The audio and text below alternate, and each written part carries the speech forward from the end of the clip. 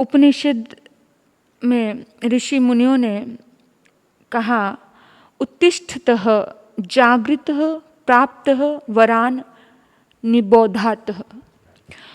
उठो, जागो और श्रेष्ठ बोध को प्राप्त करो।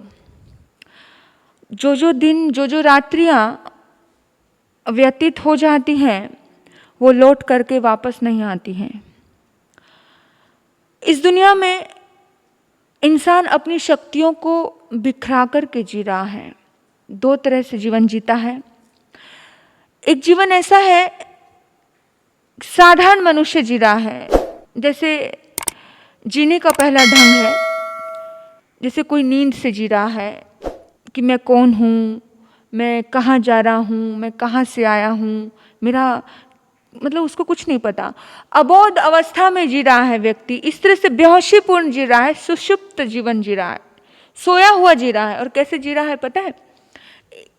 एक बार एक राजनीतिक यानी एक राजनेता एक स्टेज पे भाषण देने पहुंचा। तो जैसे ही वो भाषण दे रहा था तो भाषण देते देते अचानक उसने अभी आधा भाषण ही दिया था, बीच में खुसर फुसर शुरू हो गई। और इतनी खुसर फुसर शुरू हुई कि वो इंसान बहुत ज़्यादा हैरान हो गया कि लोग बीच में ही उठ के जाने लगे। और 1 घंटे का भाषण समाप्त होने से पर किसी ने ताली भी नहीं बजाई। तो ये देख कर के राजनेता का पारा चढ़ गया, बड़ा गुस्सा आया। तो वो अपने कार्यस्थल पर आया। तो वहाँ जाकर उसने अपने सचिव को डांटा और उसने कहा कि मैंने तुम्हें 15 मिनट का भाषण बनाने के लिए कहा था, तूने 1 घंटे का भाषण बना दिया। जा, मैं तुझे अपनी नौकरी से निकालता हूँ, तुझे काम पर नहीं रखूंगा, निकल यहाँ से। उसने कहा कि आप ऐसा क्यों कह रहे हो, मैंने तो 15 मिनट का ही भाषण बनाया था। सचिव ने बड़े नम्र, बड़े शालीन शब्दों में कहा कि सर, मैंने आपका भाषण 15 मिनट का ही बनाया था और मैंने इतने सुंदर ढंग से तैयार किया था आपका भाषण कि आपका भाषण सुन के लोग तालियां बजा करके हैरान और थक जाएंगे, इतना तालियां बजाएंगे, इतना सुंदर मैंने भाषण बनाया था। लेकिन भाषण की मैंने 3 प्रतियां बनाई थी। कितनी? 3 प्रतियां। और तीनों प्रतियां आपके जेब में थी। हो सकता है आपने वो भाषण की तीनों प्रतियां बिना सोचे समझे आप कंटिन्यू आप पढ़ते गए, तो इसमें मेरा क्या कसूर है? यह सुनकर के राजनीति को अपनी बेहोशी का एहसास हुआ। राजनेता को यह सोच करके राजनेता को अपनी बेहोशी का एहसास हुआ कि मैं इतने बेहोशी में जी रहा हूं। धिक्कार मेरी आत्मा को। जीने का एक ढंग ऐसा ही है, इंसान बेहोशी में जी रहा है, इंसान अबोध अवस्था में जी रहा है, इंसान को यही नहीं पता है कि वो क्या कर रहा है। और एक जीने का तरीका होता है होशपूर्वक, बोधपूर्वक, सुनियोजित, सुविचारित। जागा हुआ व्यक्ति कैसे जीता है, ऐसे जीना, ऐसे जीते हैं बुद्ध पुरुष, महापुरुष। जो हाथ भी उठ रहा है तो उन्हें महसूस हो रहा है कि मेरा हाथ उठ रहा है, कदम उठ रहा है तो उन्हें महसूस हो रहा है मेरा कदम उठ रहा है, मुंह से वचन निकल रहा है तो उन्हें महसूस हो रहा है कि मेरा वचन निकला है। यहाँ मतलब श्वास ली जा रही है तो भी उन्हें महसूस हो रहा है कि एक श्वास ली है और दूसरी श्वास छोड़ी है। यानी कि इतनी धारा प्रवाहित जीवन जीते हैं भीतर से जाग कर। और ऐसी जागृति को चिंतकों ने विवेक कहा। संत कबीर ने इसे सुरती कहा। सुरती यानी सम्यक समृद्धि। राम कृष्ण मूर्ति ने इनको अवेयरनेस कहा, जागरूकता।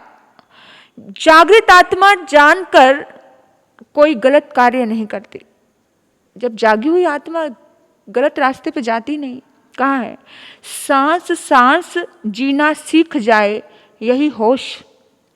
सांस सांस जीना सीख जाए यदि होश से, सांस सांस जीना सीख जाए यदि होश से, फिर देखो जिंदगी जीना कितना आसान है। फिर देखो जिंदगी जीना कितना आसान है। हमारा जागरण बिल्कुल ऐसा हो जैसे यहाँ पर कुछ रखा है और वो आपको होश दे रहा है। आप सो रहे हो, आप जाग रहे हो, आप चल रहे हो, आप कुछ भी, प्रतिपल प्रतिक्षण आप जागरूक अवस्था में रहो। आपको दिखता रहे, महसूस होता रहे कि ये सब चीजें घटित हो रही है।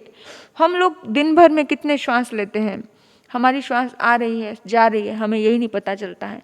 श्वास हमारे सबसे नजदीक है, सबसे करीब है, तो सबसे नजदीक रही हुई चीज को भी हम देख नहीं पा रहे हैं, फील नहीं कर पा रहे हैं। और श्वास को जिसने साध लिया, उसने ध्यान को साध लिया। हम अपने जीवन रूपी बगिया को अपने हाथों उजाड़ रहे हैं, बेहोशी अवस्था में जीकर। इतने सोए हुए जीते हैं हम, इतने सोए हुए जीते हैं कि हमें नहीं पता कि हम अपना नुकसान कर रहे हैं। एक सेठ ने अपने घर के सामने एक बहुत सुंदर बगीचा बनाया, बहुत प्यारा बगीचा, उसमें तरह तरह के महंगे महंगे फूल लगाए, बहुत अच्छी सब्जियां लगाई, बहुत सुंदर बनाया। वो सेठ हर रोज सुबह उठ करके अपने बगीचे को इतना सुंदर करता, और उस सेठ को बड़ी हैरानी होती कि कोई आता है रात को, और रात को आकर के उसका बगीचा पूरा का पूरा कोई उजाड़ देता है। तो सेठ जब भी देखता है, सेठ देखता कि मैं दोपहर को इतनी मेहनत करता हूँ, लेकिन मैं रात को अच्छा खासा इस बगीचे को छोड़कर सोता हूँ, ये बगीचा इतना खराब हो जाता है, इतना बेकार हो जाता है, आखिर क्या कारण है? जरूर मेरे पड़ोसी मेरे से ईर्ष्या करते हैं, वो ही रात को आकर के खराब करके जाते होंगे। तो किसी ने उसको बताया, किसी बुजुर्ग ने, और वो कि इस समस्या का समाधान तुम्हें किसी संत फकीर से मिलेगा, जाओ और जाकर के उस फकीर से पूछो कि आखिर कौन है तुम्हारे पीछे जो ऐसा तुम्हारे साथ ईर्ष्या कर रहा है, द्वेष रख रहा है। तो संत के पास गए और संत ने कहा, जब पूरी बात को उन्होंने जाना, पूछा कि भी आखिर रीजन क्या है, तो फकीर को अपनी पूरी व्यथा सुना दी।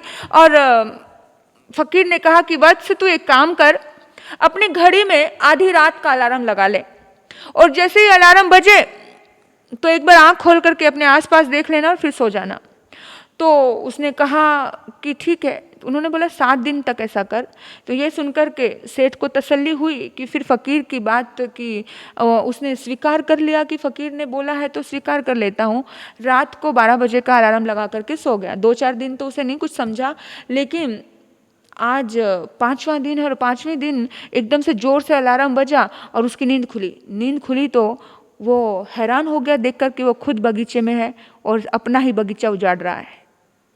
वो खुद बगीचे में था, उस सेठ को रात को चलने की आदत थी रात को, और अपना ही बगीचा अपने हाथों बिगाड़ रहा है।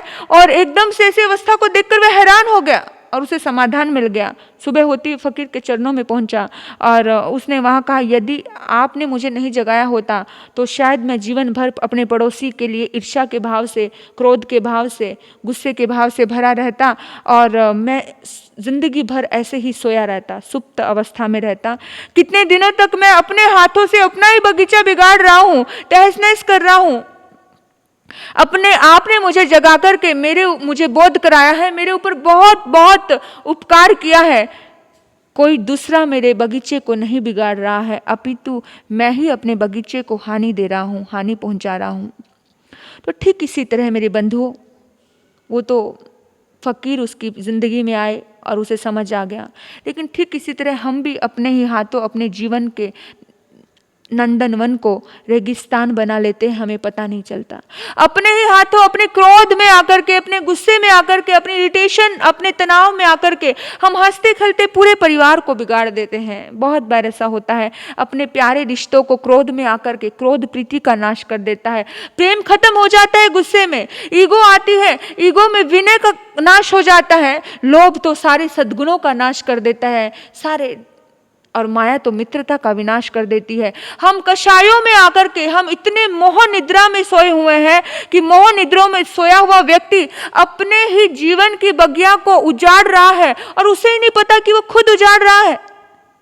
जैसे उस सेठ को पता नहीं था। हमें बड़ी हंसी आती है कि वो खुद सेठ रात को खुद ही करता था और ईर्ष्या करता था कि ये पड़ोसी की शरारत है, ये पड़ोसी ऐसा कर रहा है। भाई कोई पड़ोसी तुम्हारा नहीं बिगाड़ रहा, तुम ही तुम्हारा बिगाड़ रहे हो, तुम खुद का नुकसान कर रहे हो। जैसे घर में दिया जल रहा हो तो चोर नहीं आते हैं, इसी तरह से अपने भीतर में ज्ञान का दीपक जलाइए, अपने भीतर में प्रेम और क्षमा और आनंद का दीपक जलाइए। जिसके भीतर जागृति का उजाला हो जाए वो पाप नहीं कर सकता। जिसके भीतर एक दीपक जल जाए, महात्मा बुद्ध ने कहा अपो दीपो भव, अपना दीपक स्वयं बनो। जब अपना कोई भी क्षण ऐसा ना हो जिस क्षण में तुम सोए हो, प्रति क्षण जागे रहो। पलक भी खोलो तो तुम्हें एहसास हो कि पलक खुली है, झपके तो तुम्हें एहसास हो पलक झपकी है।